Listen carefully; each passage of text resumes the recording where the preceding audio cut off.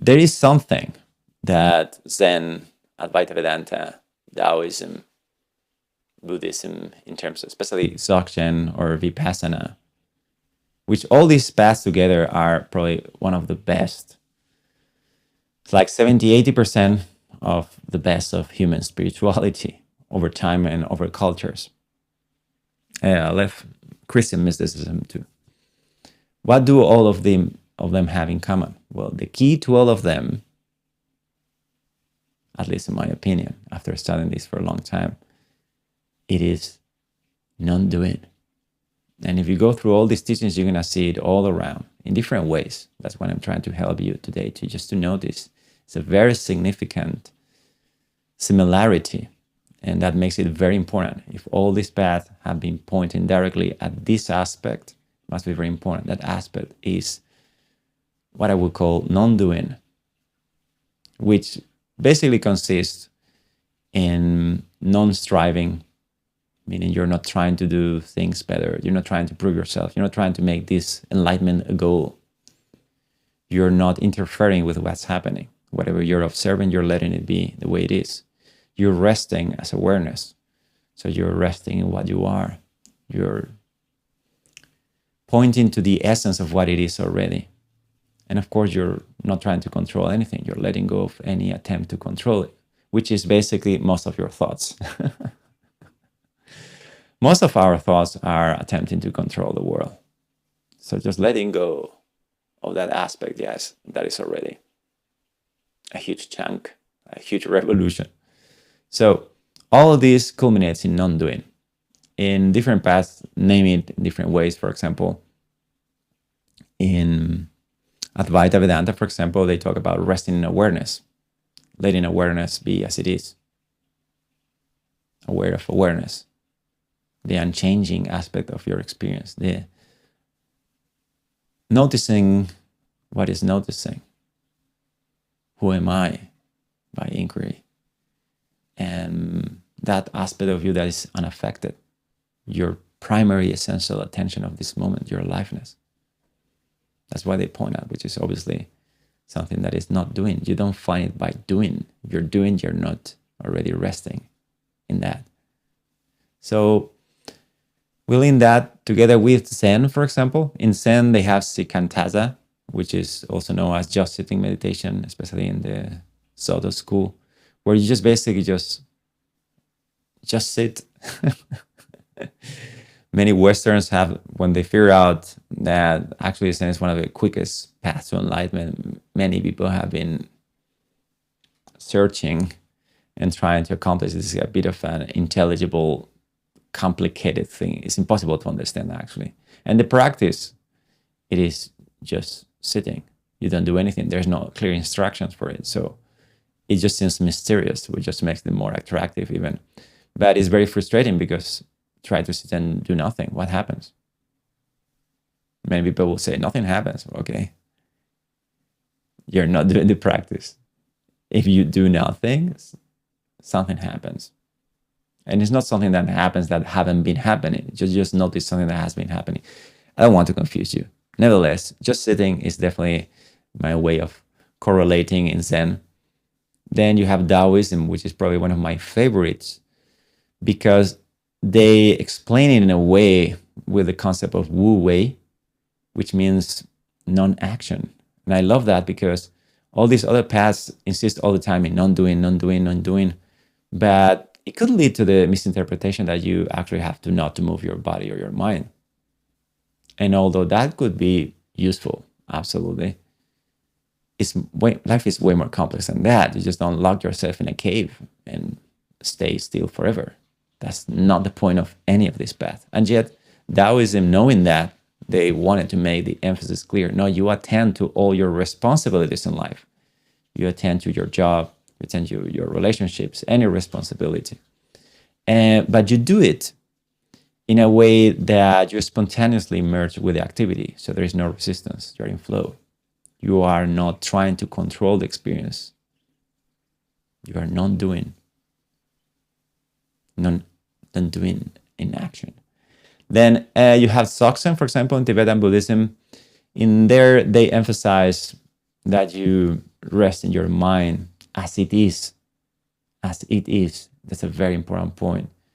You will rarely hear that. I think it's a beautiful thing to say, because most people will think, oh, there's something wrong with my mind, or you're trying to change your mind through meditation, or you're trying to improve your mind or have better thoughts or become a better human. I don't know.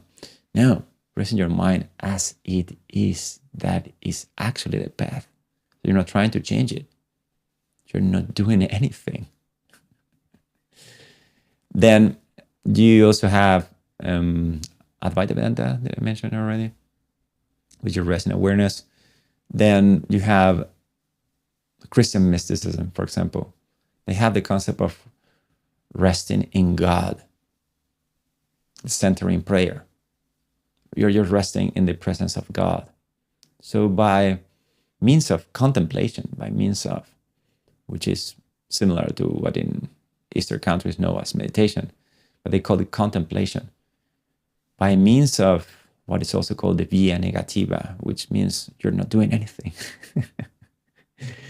And the negative path, for those of you who cannot translate that via negativa means the negative path some way, meaning that you're not really adding anything to you. You're just purifying yourself. And how do you purify yourself? To discover what you are already, to discover what God is, by doing nothing, by trusting, by faith in that if you don't do anything fully and completely, God will guide you. God will do all the arrangement for your insights and transformation without you doing anything. Just grace will descend to you by doing nothing. And I don't know if I'm leaving any path behind, but I hope you get the idea that in all of these paths, and let me emphasize that this is definitely some of the most sophisticated and profound paths for true happiness. Not all of them, but definitely most of them. It's very interesting that all of them have in common this single aspect of non-doing. Why is that? Because we're always trying to do. We're always trying to change. So take it as definitely one of the main pointers in your spiritual development, if you want to call it. But it's more like purification, probably. Like you're not really developing anything. Even when it seems to be happening in time, you are already there. You're just putting together your mind and your presence by resting, by not doing anything. And that sounds very simple to say, right? But sit and do nothing. What will happen? Well, it's like if I tell you, relax your body. It's all tension that you're actually doing in some way, but through certain breathing techniques, scanning techniques, you will be able to relax your body deeper, right?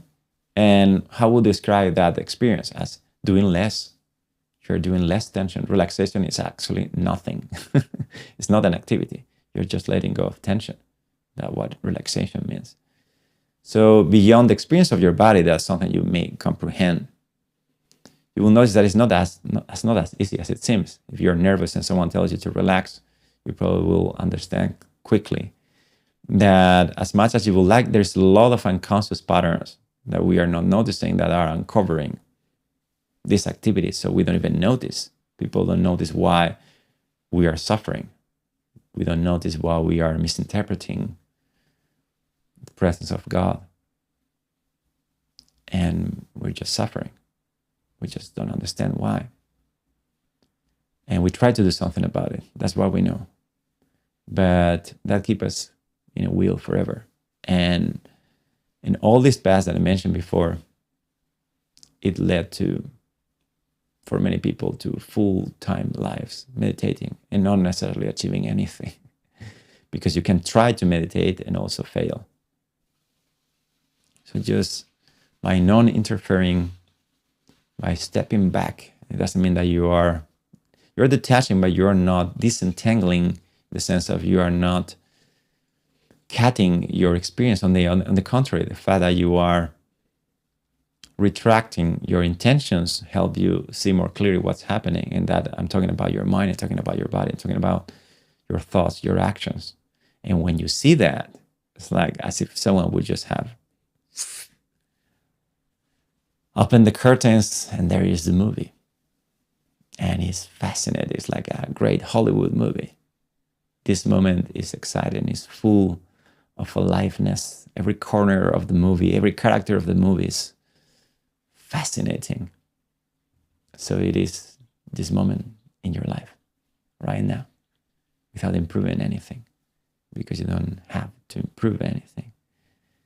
And even these strategies to do something, to do nothing, they're just temporary. As Buddha said, it's just like a canoe you take to cross the river and you have to leave it. You have to leave it behind.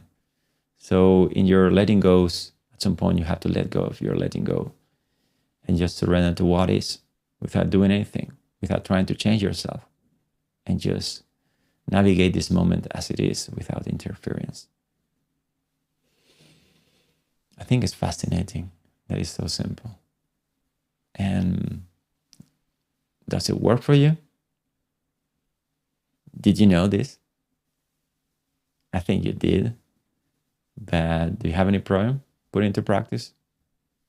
Write it in the comments. I'm pretty sure there's going to be other people who also would like to know. So thank you for your time. I wish you a beautiful day.